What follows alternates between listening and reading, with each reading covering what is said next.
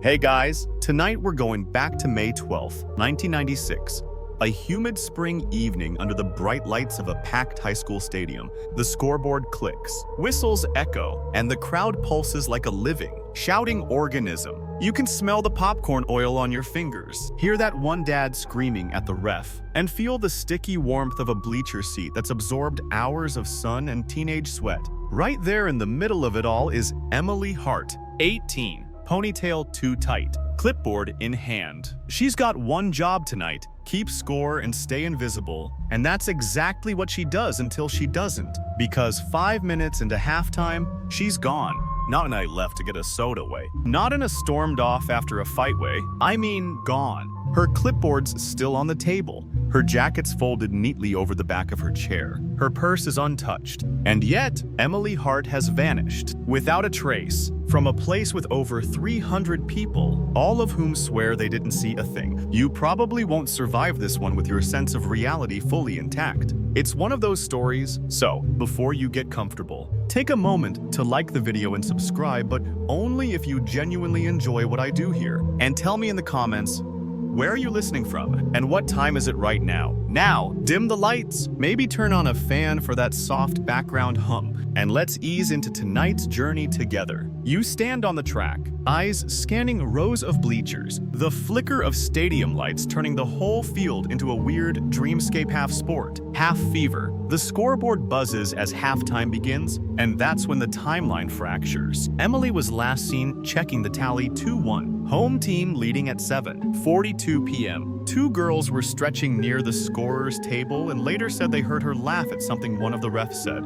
The next time anyone looked, Emily was just not there. You'd think a high school stadium would be the least likely place for a vanishing act. I mean, it's not a cornfield. It's not a haunted forest. It's metal benches, buzzing lights, and snack bars. But maybe that's the point.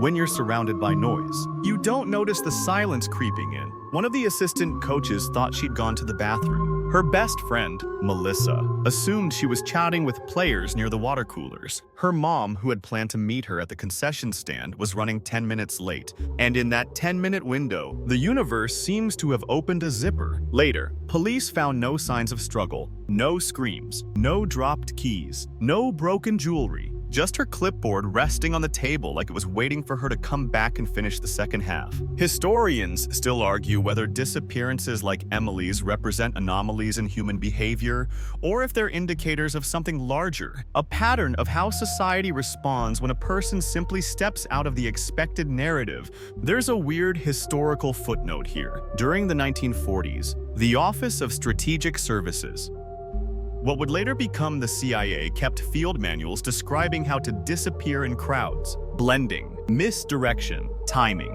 It was wartime stuff, meant for espionage. But when you read those old documents, you start to wonder, could someone with training actually pull this off? Fringe theorists, of course, had a field day. Some said it was aliens. Some said it was a government test site under the stadium. One guy on an old Usenet forum insisted it was a geographic bleed from a forgotten colonial burial road. He posted a map. It was upside down. But the weirdest part, Emily wasn't even the kind of girl who went unnoticed. She was tall, 5'9", with a soft stride, and the kind of dry humor that earned her quiet smiles in math class. She'd been scorekeeping for 6 months. Every coach knew her name. Half the seniors had her in at least one elective, and she was known for showing up early to everything. So how did someone like that slip through reality in less than 5 minutes? One witness claimed they saw a figure walking behind the bleachers. Maybe Emily, maybe not. When asked later, they said it looked like she was holding something, maybe a bouquet of flowers, but no one ever brought her flowers. You think about that detail a lot.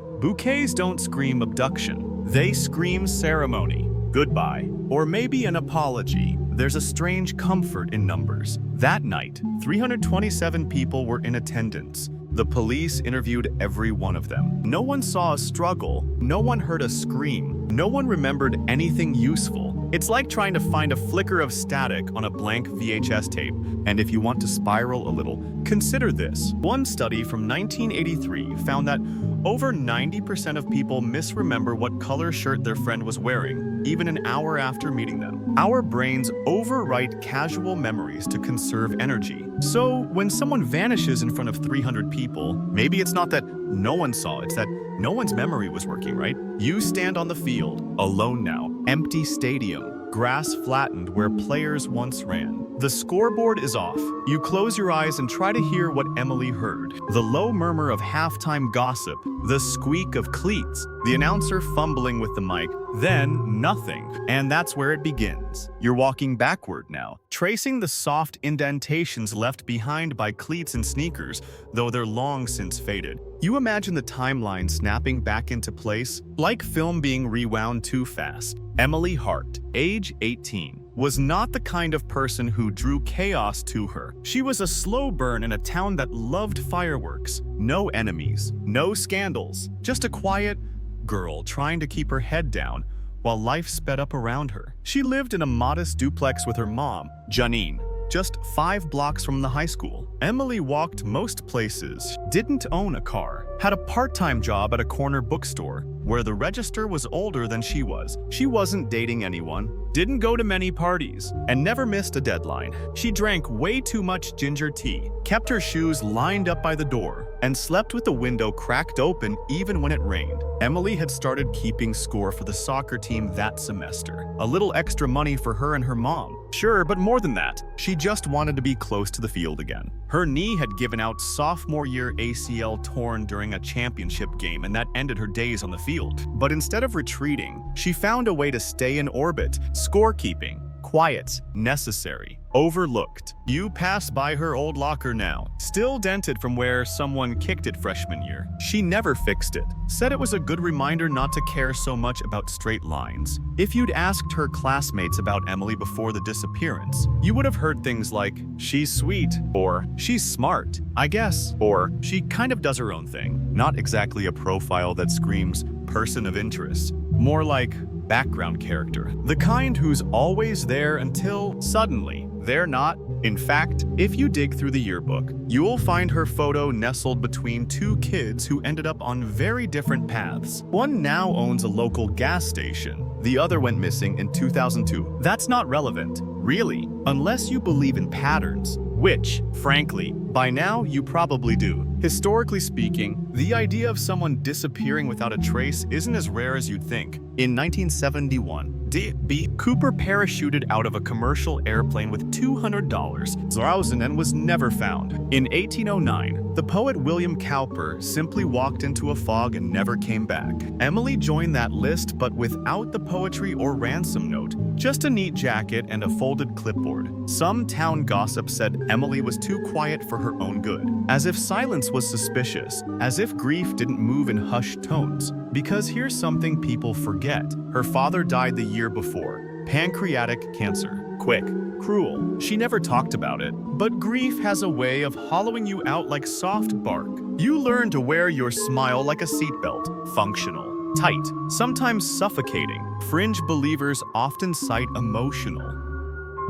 Vibration collapse as a factor in sudden disappearances. The theory, which is not, let's be clear, widely accepted, suggests that individuals in high emotional states can momentarily sink out of phase with physical reality. In other words, grief plus routine, plus a very specific moment of distraction could pop someone out of the timeline, like a soap bubble. Sounds absurd, but then again, so does vanishing from a soccer game. You sit at her desk, bedroom still intact, her mom never changed it. Stack of library books. Tiny ceramic owl, a ticket stub from a concert no one remembers her going to, and on her bulletin board, a quote scrawled on a pink post-it. It's not that I want to disappear, I just want to be missed if I do. Her mom says Emily wrote that in a moment of teen melodrama, but maybe that was her way of preparing the world, planting breadcrumbs, or maybe it was nothing. Historians still argue whether statements like these are warnings or emotional static, an echo of adolescence,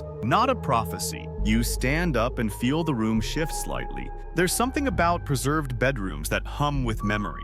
Emily wasn't a runaway, no duffel bag packed, no secret boyfriend. Her room was midweek normal. Alarm set for 6:45 a.m. Chemistry notes half highlighted. It was all so mid-story. And then there's her journal. Not a diary, she hated that word. A little green notebook under the bed. Most of it is lists. Books she wanted to read. Weird dreams. Scores she kept from games. And one entry from April 24th that stands out. There's a place in the stadium where the sound cuts out. It's like a dead zone. No echo. No hum, not even wind. I only found it by accident. You'd never notice unless you were standing still. You've been to that stadium. You've stood in that exact corner, and you did notice it. Not at first, but after a few minutes, yeah. It was like something had unplugged the world. Emily Hart was the kind of girl who observed everything. She saw the small shifts in people's posture, knew when someone was pretending to laugh, noticed which kids wore their jackets indoors because their homes weren't warm enough.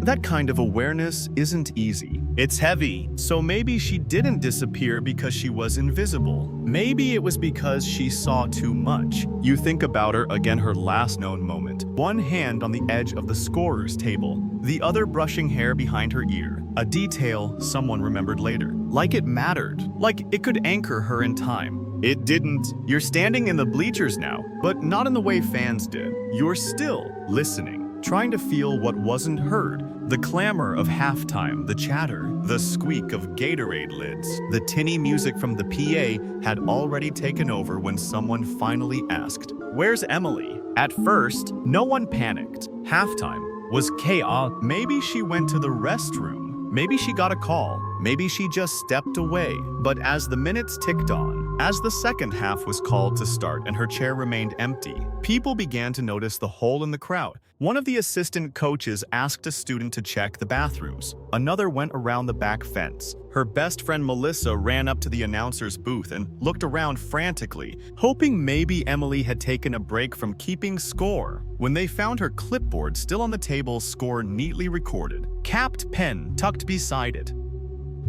Melissa's stomach dropped. Not because something was clearly wrong, but because something was too right. It was as if Emily had stood up mid-breath and evaporated. You can picture it now. A group of teachers and school staff moving faster than anyone had ever seen them. The head coach waving his arms, asking students to stay in the stands. The stadium's PA system stammering out vague announcements. "We're experiencing a brief delay. Please remain in your seats." The game paused. The crowd murmured. Parents started texting, but still no sirens, no screaming. Just this itchy sensation that something was off. Within 20 minutes, they'd searched every bathroom, storage closet, and utility shed in or around the stadium. Volunteers checked the parking lot. Her mother finally arrived, asking where Emily was. That moment when she was told they hadn't seen her for 30 minutes is still the moment she describes in interviews as the one that shattered the air. Historically, the idea of a person vanishing in plain sight isn't new. In 1957, during a packed service at a church in St. Louis, a woman named Ruth Taylor reportedly disappeared while lighting a candle at the altar. Eyewitnesses later said she just wasn't there anymore. Mid-step, no one ever found her, and no one forgot her. What's different with Emily is how quickly things went cold. See? The police arrived within the hour. They took statements from every player, staff member, and parent still present. They noted times, they cross-referenced people's positions, but they had no crime scene, no sign of abduction, no witnesses, not even an obvious exit route. A quirky footnote: the stadium had a back maintenance gate used by janitors and grounds crew that was technically unlocked that night. It didn't show up on the first round of questioning. It was a side path, mostly hidden behind trash bins and a tool shed. Not the kind of place you'd walk through unless you knew it was there, which raised an interesting question no one wanted to answer. Had someone used it before? A police K9 unit brought in the next morning picked up Emily's scent from her jacket, but lost it near the edge of the bleachers. Just gone, as if she'd floated upward or been lifted. You pause and consider that, because you've read the reports. The K9 didn't find traces leading into the parking lot. It didn't trail her scent to the maintenance gate or the road. It just stopped. There, on the rubberized track behind the scorer's table, historians still argue whether scent trails mean as much as we think they do. Some experts claim weather, adrenaline, and body chemistry can interfere. Others suggest emotional states like panic, alter your scent profile entirely. But when a dog can't follow a trail that should be warm and obvious, it unnerves people. Melissa, her best friend, was the first to say it aloud. What if she never left the stadium? But here's the thing about people. When they don't understand something, they fill in blanks. And soon enough, the search became a rumor mill. She ran away. She was pregnant. She was depressed. She was kidnapped by someone she knew. She had a stalker. She staged it. None of it added up.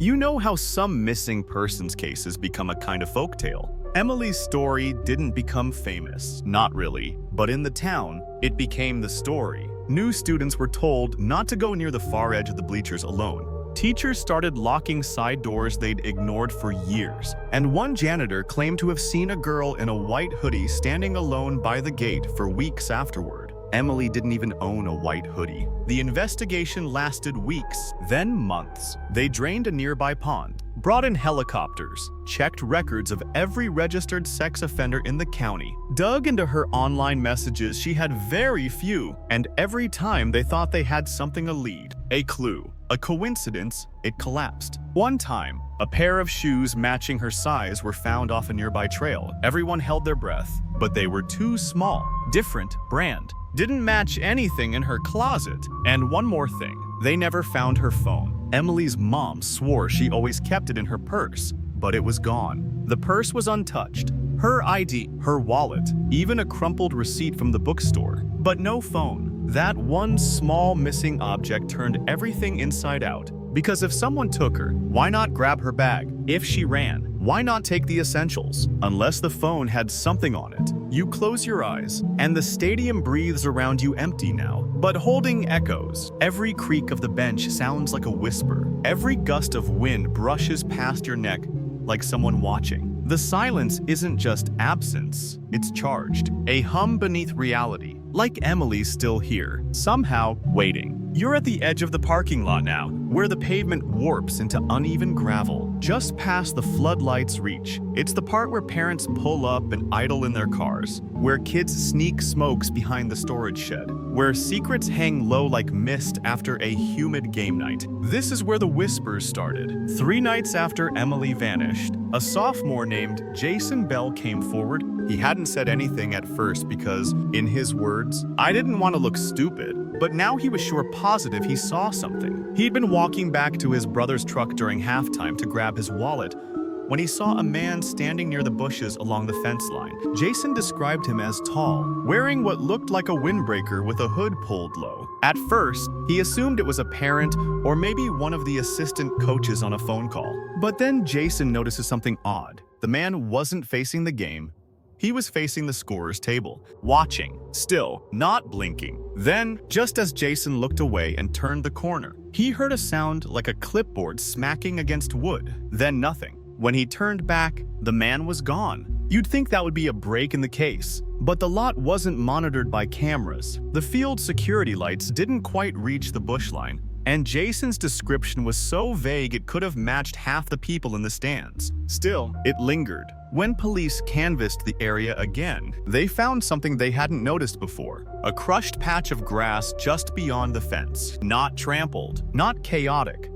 Just one section where someone had clearly stood, unmoving, for several minutes. They found a broken gum wrapper and a piece of black plastic. Nothing conclusive, but strange. You kneel at that fence line now, imagining how someone could have watched Emily from that angle. Just enough cover to stay hidden, just enough space to move quickly, but not so much as to seem out of place. Because that's the thing about suburban crimes, they only work if they blend. Historians still argue whether urban design contributes to crimes of opportunity. The more liminal spaces a site has, overgrown fences, blind corners, half-lit lots, the more likely something can happen unseen. Stadiums, unfortunately, are full of them. Emily had always been careful, but maybe she wasn't expecting to be followed. Or maybe she knew she was being watched. That part's always bothered you. Because she'd written something else in that green notebook, another entry, dated just a week before. There's someone at the games I don't recognize. Keeps showing up. Never cheers. Never moves. Just stares. I tried to tell myself I was imagining it,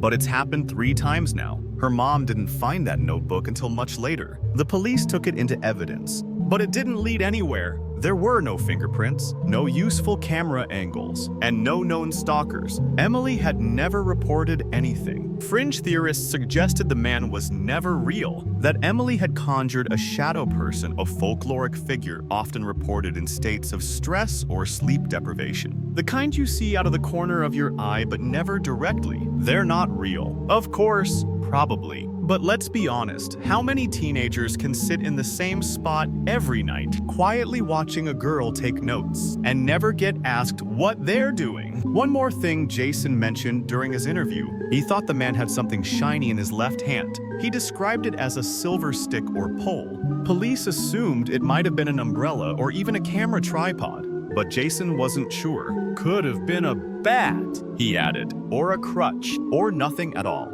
Your brain wants to make a weapon out of that silver flash. Because if Emily didn't scream, if she didn't run, then maybe she was hit.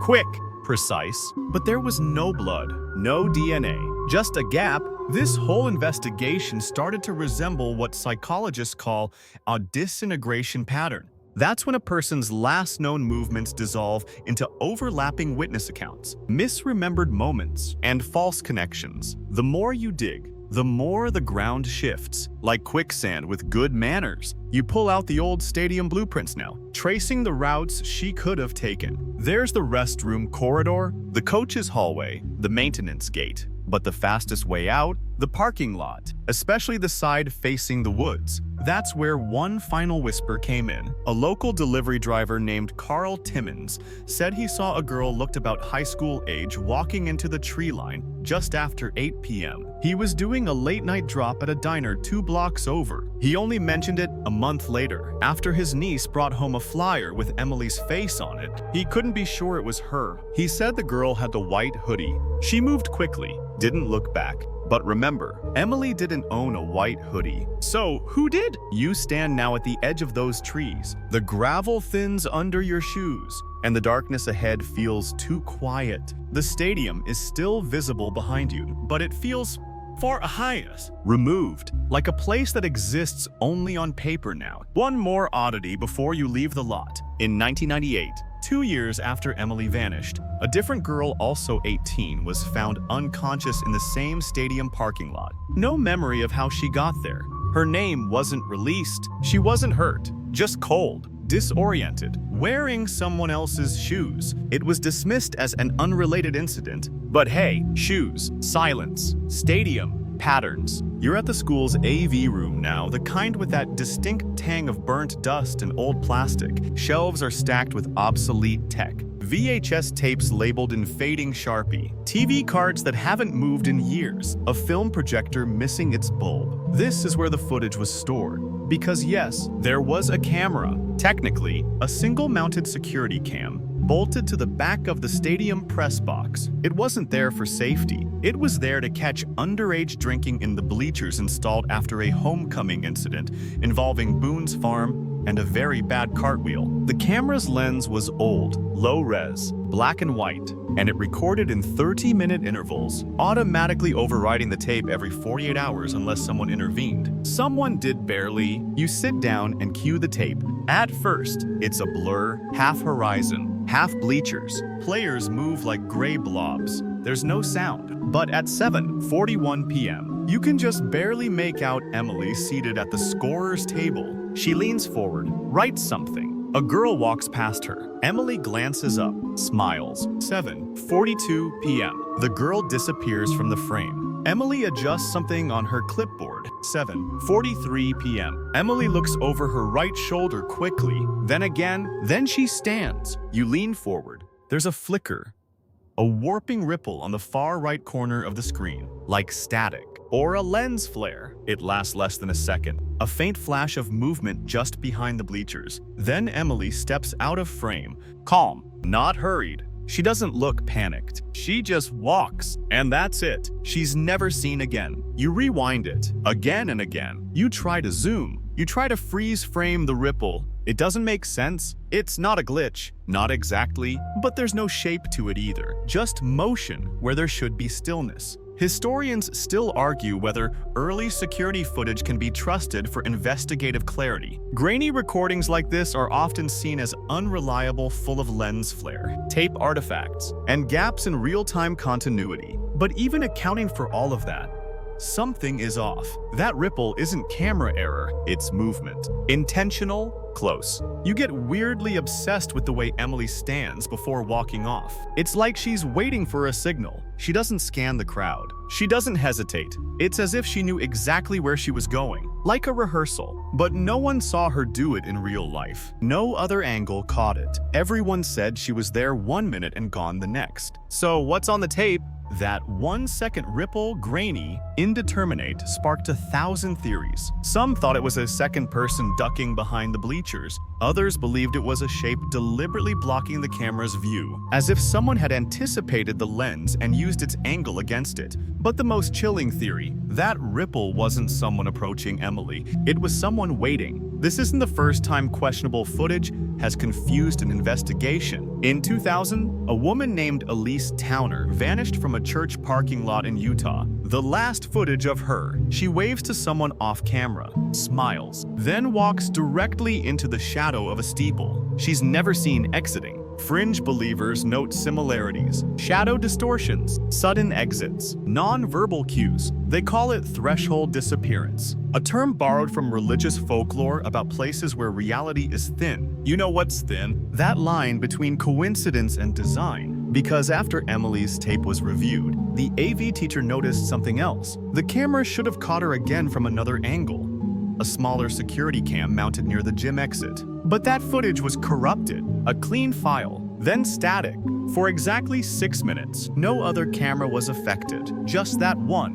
When asked later, the district blamed a faulty capacitor. It happens, old tech, bad weather, freak timing. But still, 2 cameras, 1 girl, 1 ripple. You sit back and stare at the flickering screen, the shadowy frame stuttering in endless repeat. Emily glances over her shoulder, stands, walks, ripple, gone. You'd think that would be the moment investigators went full red alert, but strangely, it wasn't. The footage wasn't released to the public. It was cataloged, quietly reviewed, and eventually summarized in the official report as inconclusive. Emily's mom didn't see it until a year later. She said it made her sick. Said it didn't look like her daughter. That girl wasn't afraid, she whispered. That girl looked like she knew what was coming. You walk the school's hallway now, past trophy cases and faded banners. You picture Emily moving through these halls, nodding to teachers, laughing with Melissa, tracing her fingers along the brick wall,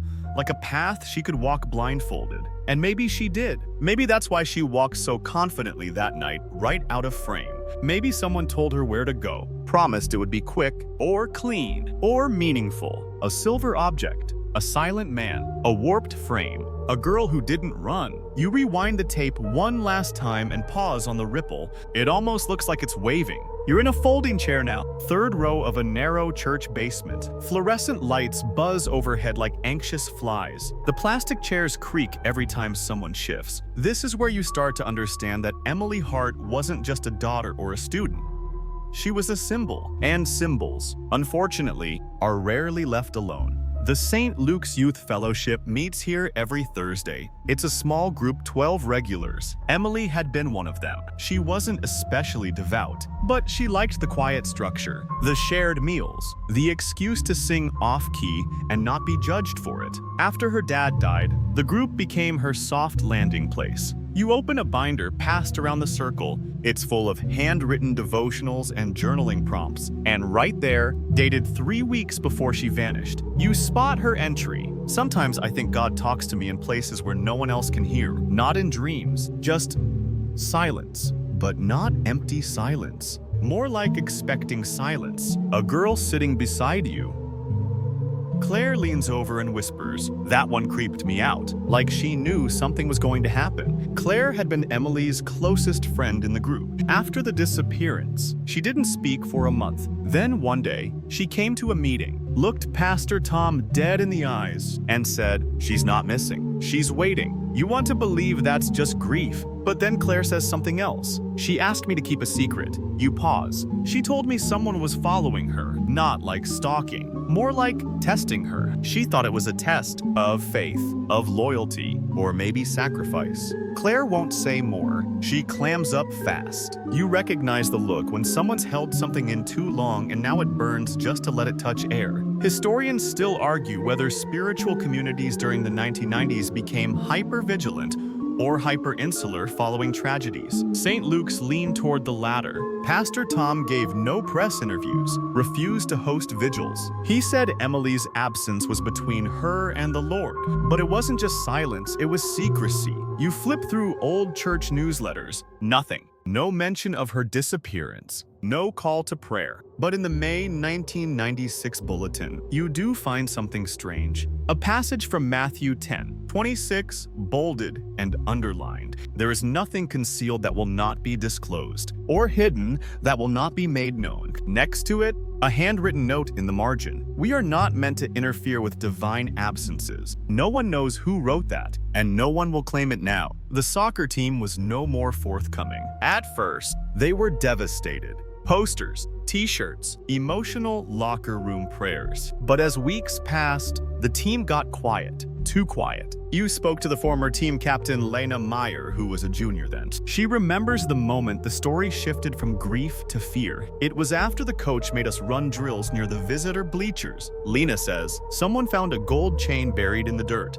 just sitting there, like someone had placed it, not dropped it. The chain didn't belong to Emily, but the pendant was the same one she wore in every yearbook photo, silver star, small crack down the side. Coach told us not to tell anyone. Lena said it would just confuse the case, that the police had enough wild goose chases already. You raise your eyebrow. The police knew. No, Lena says. He never called them. The team kept it. The pendant disappeared, and just like that, a secret was born. Here's a mainstream fact to twist your nerves. In 1989, a high school in Pennsylvania covered up a missing student's belongings found in the locker room because the principal believed it would reflect poorly on the school's safety record. They weren't discovered until years later during renovations. Patterns. Remember? You visit the soccer field again, this time from the visitor's side. The grass here is patchier, less maintained. You kneel near the bleachers and run your fingers through the dirt. It's dry now, cracked in places, but something glints faintly in the sunlight. It's a piece of wire, bent in a rough spiral, not jewelry, not metal from the bleachers, just wire like a twist tie from a bouquet, or something wrapped around a wrist. You pocket it. You tell yourself it means nothing. Emily's church group never met again after that summer. The building still stands, but the room's empty, chairs stacked in the corner. The whiteboard still has the phrase, "He is risen," written in pale marker, the ink faded by time. You can't shake the feeling that Emily was trying to be somewhere, not escape, not hide, but arrive. It's a feeling you get in your chest when you hear her voice in that journal, or read her cryptic notes about silence that listens back. Like she wasn't just a girl afraid of something, she was preparing for it, maybe even answering it. And if she thought it was a test, then who was giving it? You're sitting at the scorer's table now, right where she left it all. The wooden bench creaks under your weight, and the sun's low in the sky, casting long shadows from the goalposts. Everything's still, too still. Emily's clipboard was found here, clean, neat, unbothered by panic. Her final score entry reads simply 2-1. Right beside it, her pen rested, capped, deliberate. Her jacket, a soft blue windbreaker folded perfectly across the back of the chair. Her purse on the floor, zipped, untouched. It's not just the absence that feels eerie, it's the order. People who flee don't leave things this tidy. People who are taken don't usually fold their clothes first. But there it was evidence of something intentional, or something staged, inside the purse.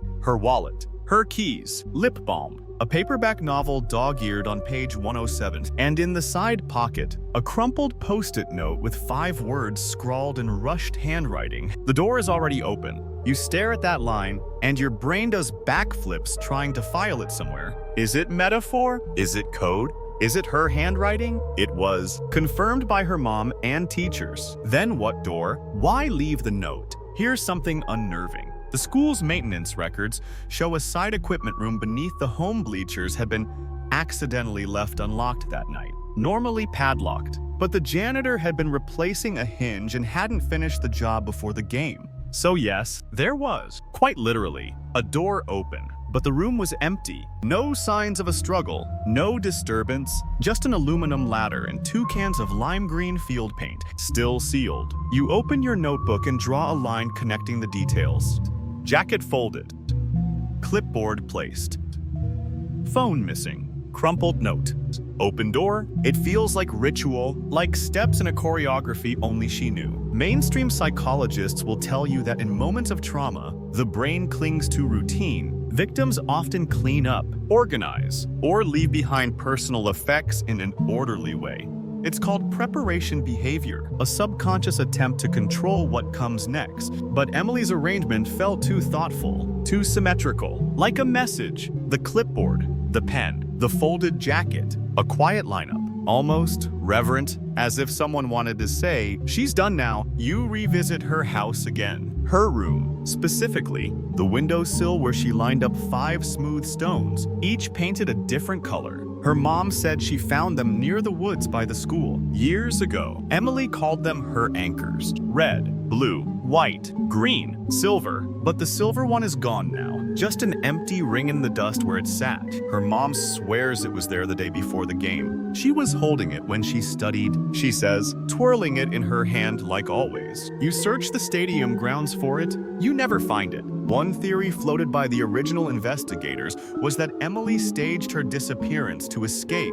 But if so, where's the plan? Where's the backpack? Where's the bus ticket? Where's the follow-up? Most people who run leave signs, footprints, digital shadows, but Emily left a fold. That's what sticks in your head, the fold, because it's not dramatic. It's not messy, it's intentional, domestic, like tucking in a child before sleep. Fringe scholars love to connect dots that shouldn't go together. One particularly strange theory posited that Emily was enacting a silent vow, a symbolic exit rooted in old mystic traditions. There's a term for it in some Appalachian folklore, vanishing rites. When someone disappears, not to escape danger, but to fulfill a promise no one else understands. The note, the door, the missing phone, it could all be part of that. A self-contained story, a performance only she could read. But what was she answering? Back at the scorer's table, you run your hand across the bench and find something stuck to the underside. It's old gum, sure, but next to it,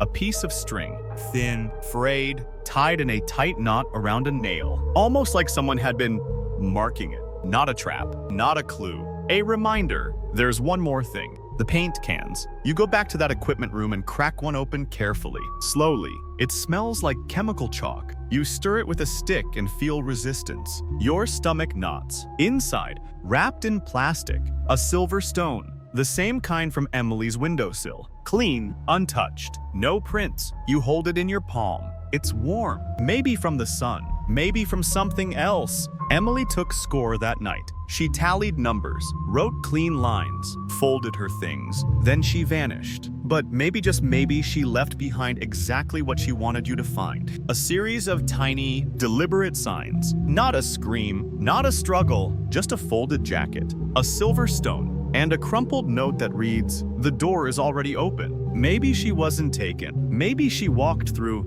You're back in the yearbook room now. The air smells like glue and laminate. Old issues are stacked on sagging bookshelves, each one bursting with inside jokes, awkward signatures, and the relentless optimism of high school. You sit cross-legged on the floor and begin flipping through pages like they're ancient scrolls. Emily Hart appears 17 times, not because she was popular, but because she showed up to soccer matches, blood drives, drama rehearsals, chess club fundraisers, always on the edge of the frame, always helping, never center stage. You stop on a photo of her from sophomore year. She's sitting cross-legged in the grass, clipboard in her lap, laughing at something out of frame. Her mouth is open mid-smile, eyes squinting slightly. The caption just says, "Team Manager Extraordinaire." But here's where things shift. You pull out a black Sharpie and start circling the kids around her. The background ones. The ones you wouldn't notice unless you were looking. There's a boy, same hoodie in 3 separate group shots. Always nearby. Always on the fringe. You flip again. Another page. Prom committee. 1995. And there behind the snack table is a reflection in the window, a familiar face. You don't want to believe it, so you trace it again. Same figure, same angle, watching. You start checking other sections, not just Emily's year, 2 years before, 1 hour after May. Same face, sometimes in the stands, sometimes behind glass, never smiling, never named. The school kept old sign-in books for campus visitors. You check them, no matches. You ask the librarian. She shrugs, could be a sibling, or a volunteer, or a ghost. She jokes, plenty of ghosts in here. She's not wrong. Here's a historical twist to set your teeth on edge. In 1973, a high school in Nevada discovered a man had been living undetected beneath the gymnasium bleachers for weeks. He claimed to be a janitorial assistant, though no such role existed. When pressed, he vanished before the police arrived. Historians still argue whether the story is real or just urban legend, but the point sticks. Someone can live in your blind spot if they're quiet enough. You keep flipping, and then you find it. A yearbook margin, junior year, page 112. Emily's handwriting neat, precise, looped in blue ink around her own photo. I'm getting closer. I can feel it. I don't know if that's good or bad. No one had ever seen that note before. No one knows when she wrote it, but the pen matches others she used. And the yearbook, it was hers, found in her room, untouched until now. Closer to what? The deeper you dig, the more it feels like Emily wasn't just preparing to leave. She was preparing to be found. And it didn't stop at yearbooks. Melissa, her best friend, once mentioned something strange about Emily's notebooks. She'd draw these little maps, Melissa said, circles and numbers, like codes. I thought she was just doodling. You get your hands on one of them, a sketch pad she left in her gym locker, long since archived by the school for sentimental reasons. Inside, a dozen rough diagrams of the stadium. Marked corners, noted shadows, scribbled times, and in the bottom corner of the last page, bench 3B, full moon, no echo. You go back to the stadium. You count the benches. Row 3, seat B. It faces the east gate. You sit there and wait. Nothing happens. Then you speak. No echo. Just like her journal said. You whisper, clap, stomp your foot. Nothing bounces. No sound return. A total auditory dead zone. It's subtle but real, and that changes everything. Because if Emily was tracking silence zones, if she noticed where the world didn't speak back, then maybe she was finding thresholds, like someone drawing a constellation made of places instead of stars. And maybe bench 3B wasn't just a bench, maybe it was a keyhole. There's one last yearbook photo you examine. Senior year, final page. A panoramic shot of the whole school, bleachers packed, students raising their hands, and there, dead center, barely noticeable, is a hand held higher than the rest, wearing a silver ring. The only one not blurred by motion. You zoom in. It's not Emily, but it is the same hand that shows up in the prom committee photo, and the chess team won.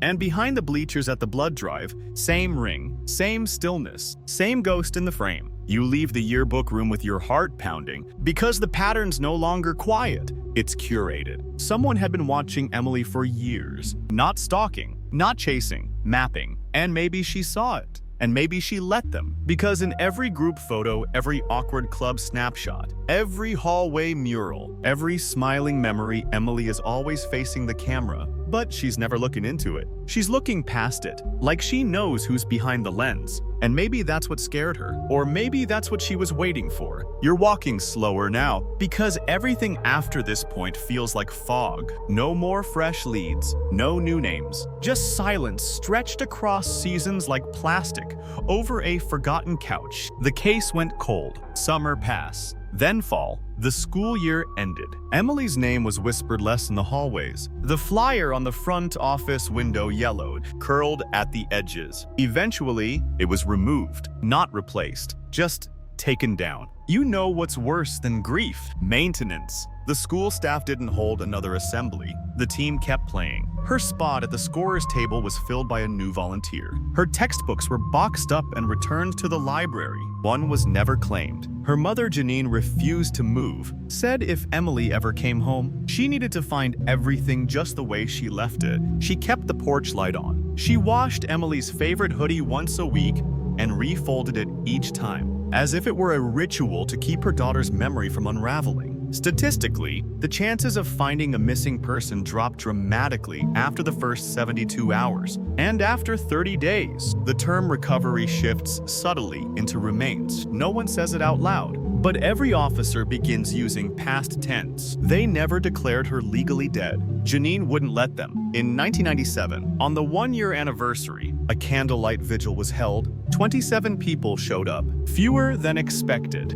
Pastor Tom didn't speak. He stood in the back with folded arms and an expression that said more than scripture ever could. You sit in the back pew of the church afterward. Janine's there, alone. You approach gently. She tells you something she hasn't shared with anyone before. I still get voicemails from her number. Not words, just silence, like someone's holding their breath. The phone company said it was probably a glitch. Numbers get recycled. Ghost pings from old networks. A known bug, but it happens every month. On the 12th, the exact date Emily vanished. She doesn't delete them, just replays them. Here's the hum of the line. Once, she swore she could hear wind chimes in the background ones that had hung outside Emily's bedroom window. That window still opens every morning. Just in case, historians still argue whether the phantom voicemail phenomenon is rooted in technical flukes or psychological imprinting. But in dozens of unsolved disappearances, families have reported similar anomalies, calls that ring once, then drop. Static-filled messages, voicemails with soft, ambient sounds, never a voice, always the suggestion of presence. And it messes with you because hope isn't linear. It's not something you recover from. It loops, changes shape.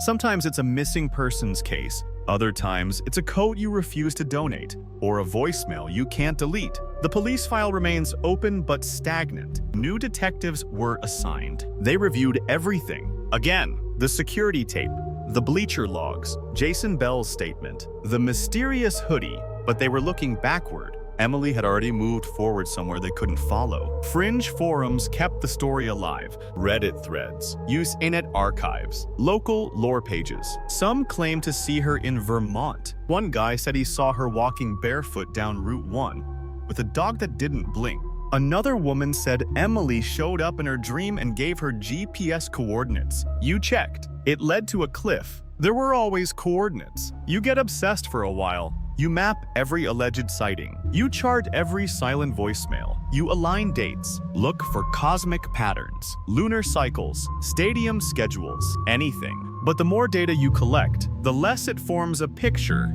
It's like trying to assemble a jigsaw puzzle where all the pieces are the same shade of gray. And still, little things keep happening. Like the photo that showed up in the library's return bin one morning. No envelope. Just a snapshot, undated, faded. It shows Emily sitting on a swing that no longer exists. She's smiling at the camera, but here's the twist. She's wearing a shirt her mom didn't recognize, a blue one with white stitching, new. When the librarian reviewed the return cart logs, the timestamp glitched, said the book had been returned 3 hours before the library opened. No prints. You start to wonder, is someone playing a long game? Or is she? It's easy to get lost in stories like this, to forget Emily Hart was real, not a riddle, not a myth. She loved old movies, wrote notes in the margins of library books, thought mint chocolate chip was a betrayal of both mint and chocolate. She wasn't perfect. She sometimes cheated at Scrabble. She bit her nails too far. She once accidentally started a fire in chemistry class and blamed it on a faulty Bunsen burner. She had a life, and then she didn't. But her absence stayed. And maybe that's why this case never died. Because she didn't just go missing. She left something behind. Not just objects, not just that crumpled note. But wait, memory.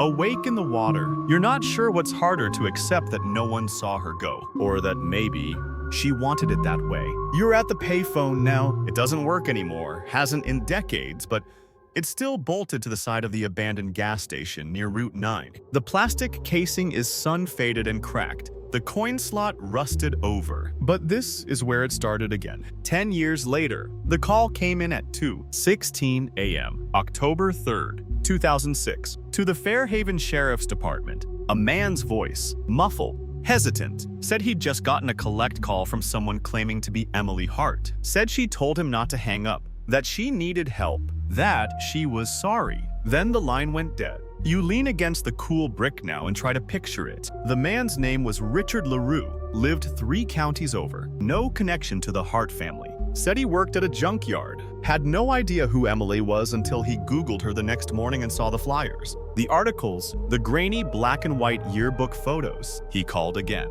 this time to the FBI. They didn't believe him, but he insisted, told them the voice sounded calm, measured, like someone reciting lines. She gave no location, only a phrase. It wasn't the game, it was the echo. He wrote it down, thought maybe it was code, or a poem, or a threat. You feel the weight of that sentence settling in your bones. It wasn't the game, it was the echo. What does that mean? The call came from a disconnected number, traced to this very phone, which had been out of service since 2001. You shake the receiver now. It jangles loosely, swinging like a dead pendulum. The buttons are faded, the plastic chipped. But that night, someone made it ring. Here's a mainstream historical fact for you. In 1984, a retired nurse named Lillian Shaw received 18 calls from her deceased sister's phone number 3 years after her sister had died. The phone company confirmed the line had been deactivated. Paranormal researchers still cite this case in lectures. Skeptics call it a hoax. But Lillian never backed down, and Richard LaRue, he didn't either. After the call, he went looking.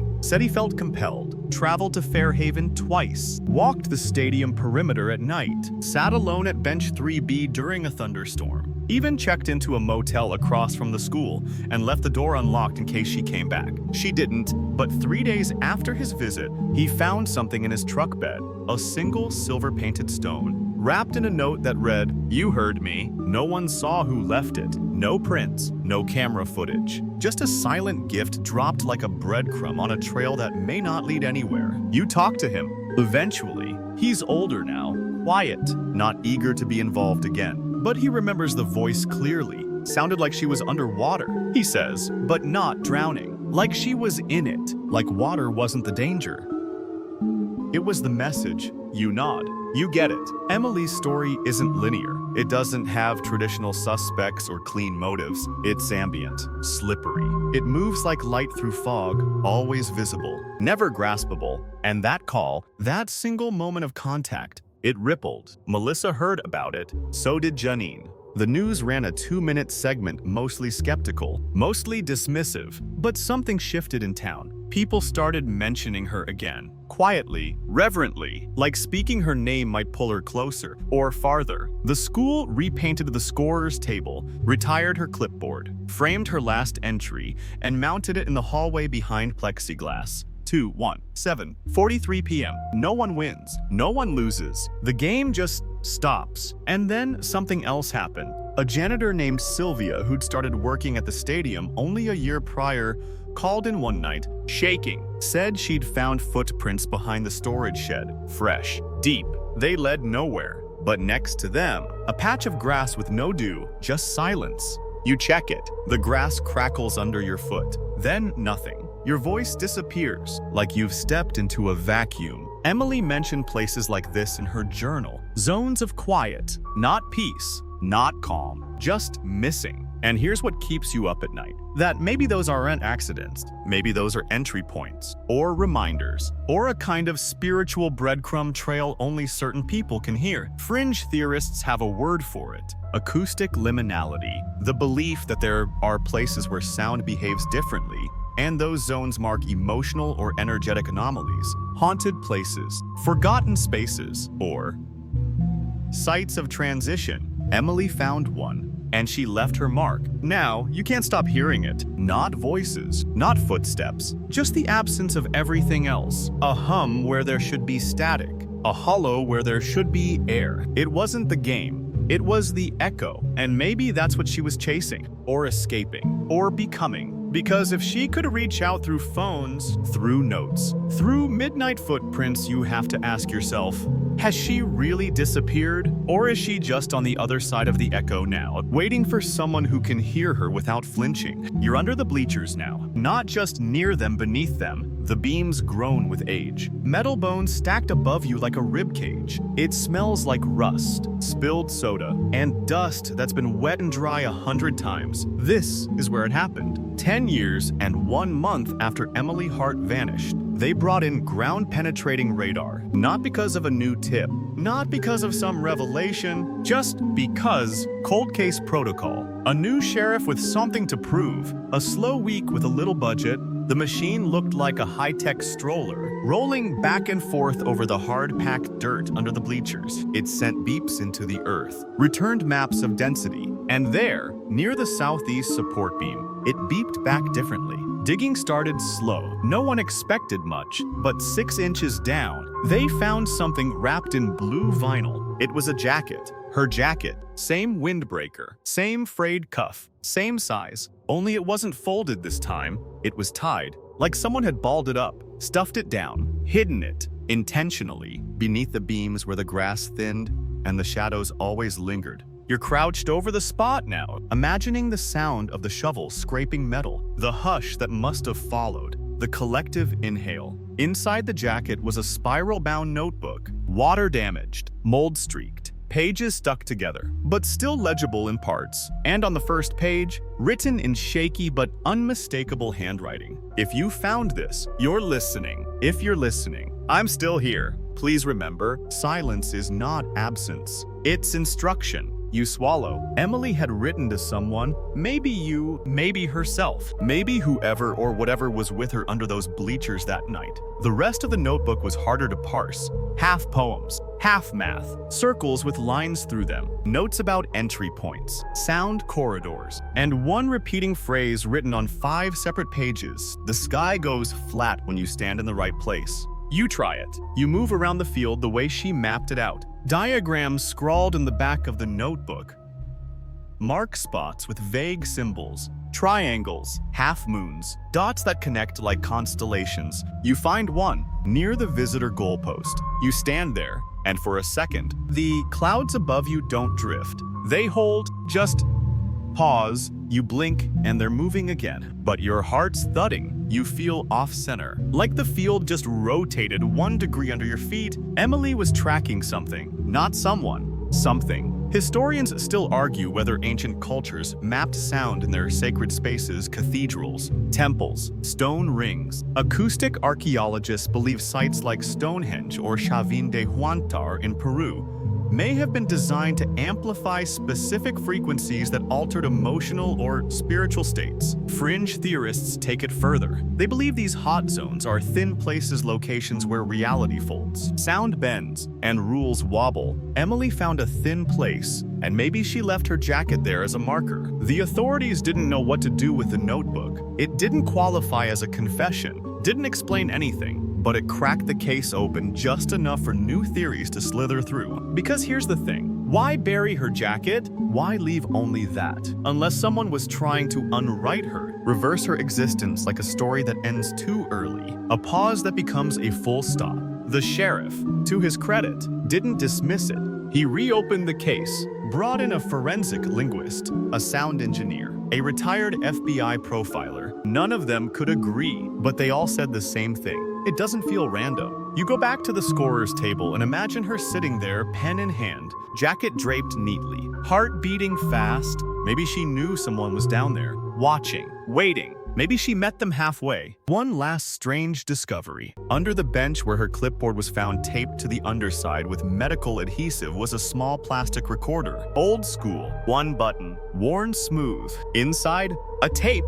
It plays 3 seconds of silence. Then 1 single word, spoken by a girl's voice. Soft, firm. Listen, then static.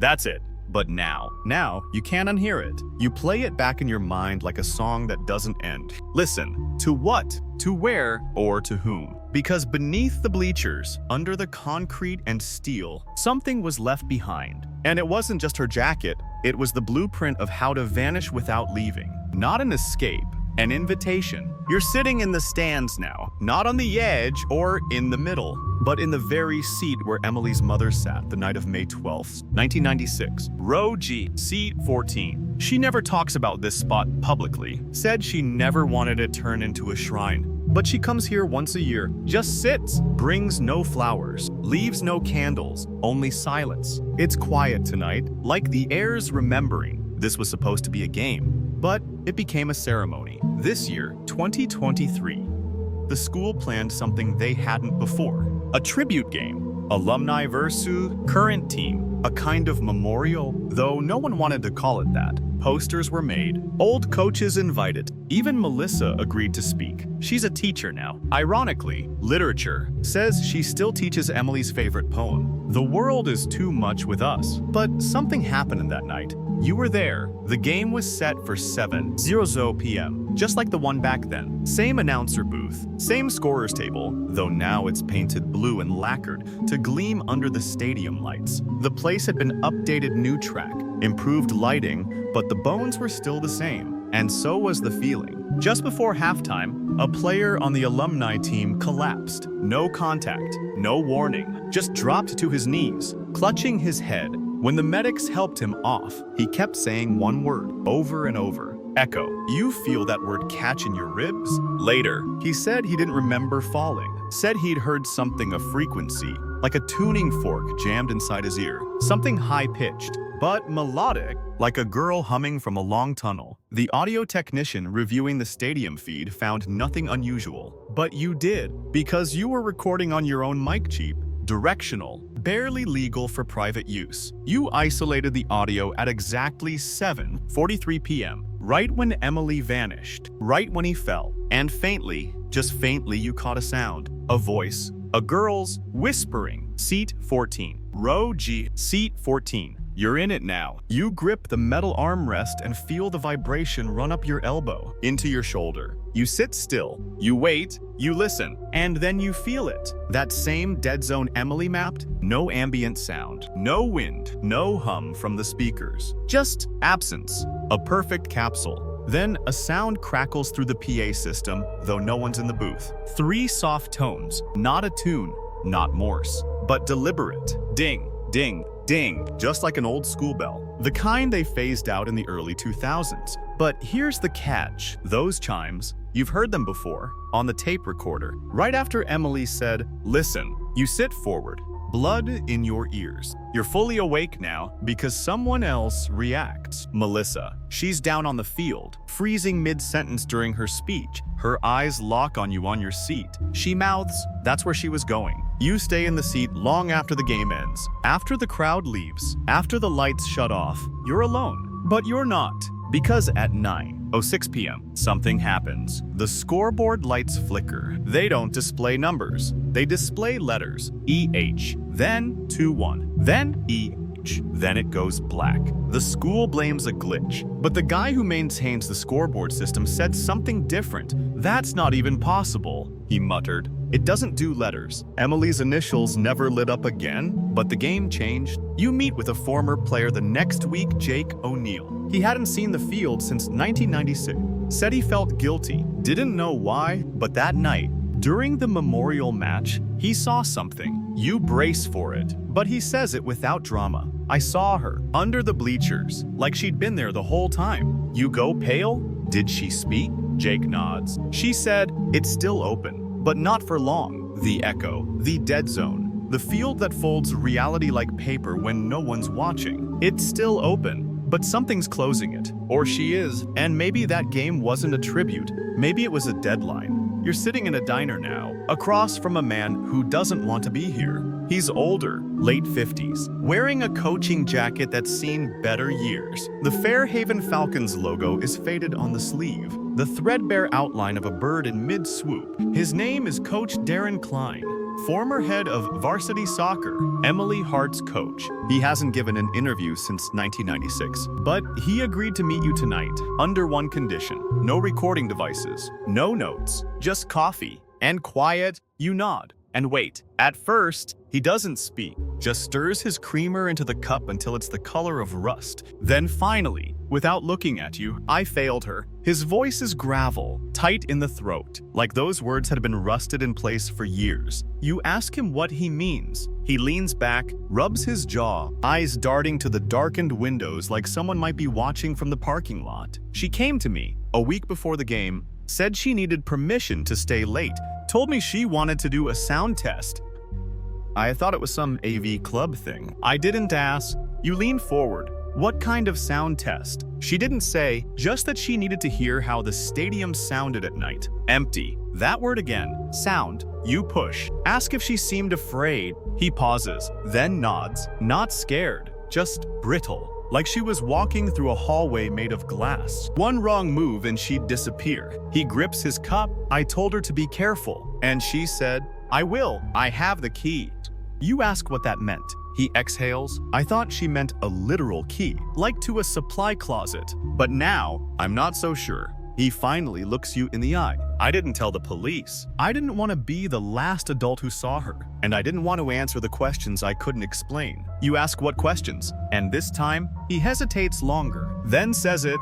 The day after she vanished, I found something in my office, sitting on my desk. No one could have gotten in. Door was locked. You hold your breath. It was a silver stone, just like the ones from her windowsills, only this one had a number etched into it. 14. Seat 14. Same as where you sat. Same as where the echo returned. Same as the number that flickered in lights and in memory. You ask what he did with it. He shrugs. I still have it. Couldn't throw it away. Couldn't explain it. I just kept it in a drawer. Wrapped in cloth. It hums. Sometimes you flinch. Excuse me. He nods. Calm now. Resigned. Late at night. When I can't sleep. Sometimes I swear it's humming. Like it's not a rock at all. Like it's hollow. You ask to see it. He refuses. I think it's a marker. Or a promise. Or both. Then he leans in, voice low. Almost reverent. Do you know what she said to me? The last thing. Before she walked away that day. You shake your head. He stirs his coffee once more. She said, don't worry, coach. I'll be off the field before the whistle. You both sit in silence after that. Outside, the wind kicks up, a faint metallic rattle from the flagpole. Coach Klein never gives another interview. 2 weeks later, he retires early, moves inland. His address goes unlisted, but the story he gave you, it doesn't let go. Because if Emily knew when she was leaving, if she planned it down to the seat, the second, the whistle, then this wasn't an accident. It was choreography. And the silver stones, they're more than tokens. They're coordinates, markers along a path only she could read. You start compiling a list. Places where the hum has been heard, where silence feels unnatural, where silver objects appear. Seat 14, the scorer's table, the payphone, the equipment shed, and then, finally, someone calls in a tip. An old AV club member, now a sound engineer, says he was going through a box of unlabeled tapes from the 90s, found one marked Emily, test, recorded 4 days before the game.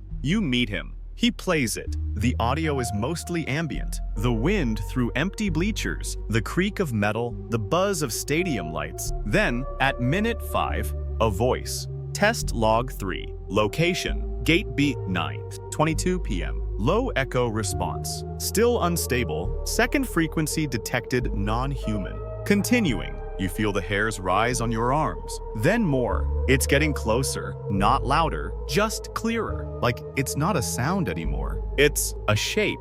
Then silence. Then, just before the tape ends, her voice barely above a whisper. If I step into it, I don't think I'll be me when I come back. The tape clicks off, and you realize she wasn't taken. She crossed. You're holding the cassette now. It's cold, not room temperature cold, as if the plastic itself refuses to remember heat. You turn it over in your hands, noting the uneven label, EMH3 Gate B test. Written in Sharpie, the H is thicker than the rest, like she pressed the pen down too hard, or hesitated mid-stroke. You replay the audio, you rewind, you slow it down. You speed it up. Nothing changes. That last line, I don't think I'll be me when I come back, has rooted itself in your chest like a splinter. You can't dig out. What did she mean? A psychological shift? A literal transformation? Or was it metaphor? You start digging. back into old school logs, visitor sign-ins, tech reports, and you find it, a single text slip, dated May 7, 1996, 5 days before Emily vanished. It's a repair request for unexplained frequency distortion in the stadium's speakers, filed by E. Hart. No one ever followed up. You track down Mr. Langley, the AV teacher at the time, retired now, lives in a condo off the interstate. Kind man, bit forgetful, but when you mention Emily, his face shifts like something old just unlocked behind his eyes. She was obsessed with feedback loops. He says, wanted to know how audio collapsed when it circled in on itself. Used to record her own voice, play it back through the gym, then listen to the overlap. You nod slowly. He continues. She said certain places in the stadium didn't echo. She thought that meant something was interfering with the signal, not physically energetically. Like reality hiccuped. You ask if she ever said why. He hesitates, then nods. Said she thought someone had mapped the field before her, that there were marks in the concrete, like someone else had been testing for the same thing just years earlier. You return to the stadium. You wait until midnight, and then you find it, etched faintly into the back of the concrete scorer's table, nearly worn away by time. Hey,